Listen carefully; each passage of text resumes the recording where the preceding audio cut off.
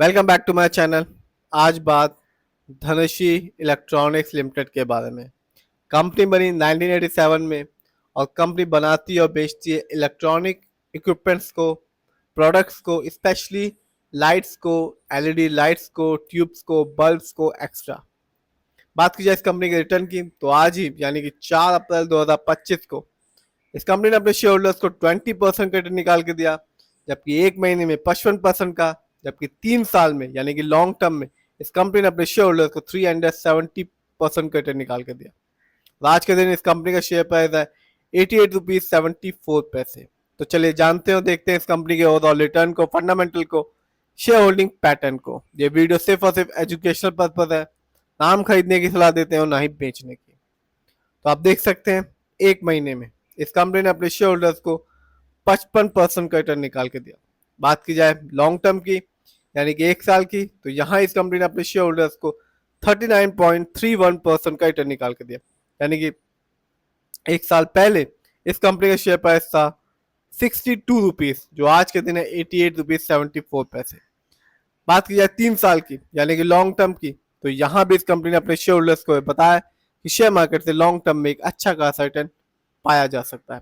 इस कंपनी ने अपने शेयर होल्डर्स को 378% का रिटर्न निकाल के दिया।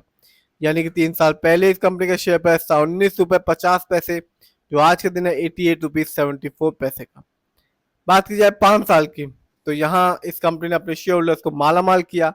सिर्फ और सिर्फ 5 साल में इस कंपनी ने 491% का रिटर्न निकाल के दिया। यानी कि 5 साल पहले इस कंपनी का शेयर प्राइस था 13 रुपये 70 पैसे का, जो आज के दिन है 88 रुपीज 74 पैसे का। तो ये कंपनी बताती है कि शेयर मार्केट से लॉन्ग टर्म में ही एक इन्वेस्टर, एक शेयर होल्डर्स को एक अच्छा खासा रिटर्न देखने को मिलेगा। नीचे आते हैं और बात करते हैं इस कंपनी के फंडामेंटल्स की। तो मार्केट कैप 126 करोड़ है, जबकि इस कंपनी का पीबी रेशियो है 3.02।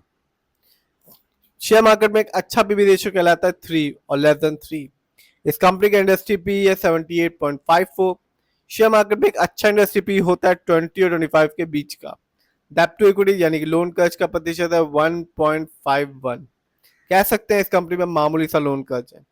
बात की जाए इस कंपनी के आरओई की यानी कि रिटर्न ऑन इक्विटी, तो कंपनी का आरओई है 8.89%। शेयर मार्केट में एक अच्छा आरओई कहलाता है 15 और 20% के बीच का। इस कंपनी का बुक वैल्यू है 27.77 और कंपनी का फेस वैल्यू है 10। आगे बात करते हैं इस कंपनी की फाइनेंशियल कंडीशन की। यदि हम देखें तो 2024 में इस कंपनी का नेटवर्थ अच्छा खासा बढ़ा और हो गया 38.45 करोड़, जबकि 23 में इस कंपनी का नेटवर्थ था 34.54 करोड़।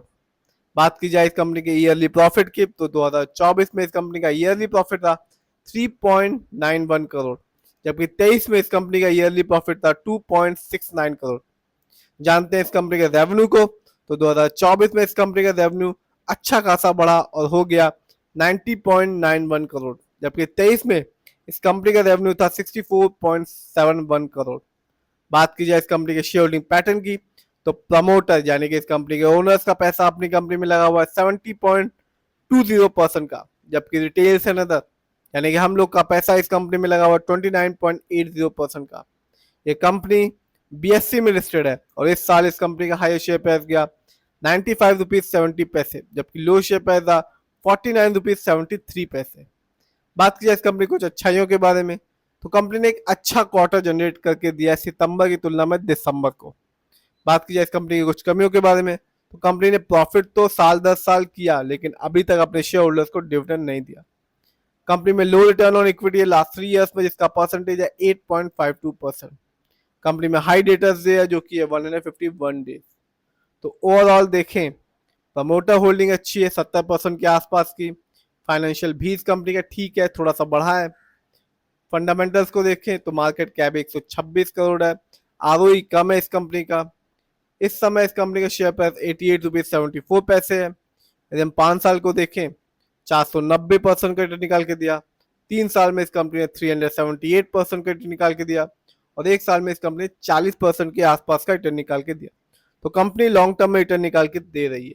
फिर भी जिस भी कंपनी के शेयर में इन्वेस्ट करें, खुद रिसर्च करें, एनालाइज करें, अपने फाइनेंशियल एडवाइजर की राय लें, फिर अपने पैसे को शेयर मार्केट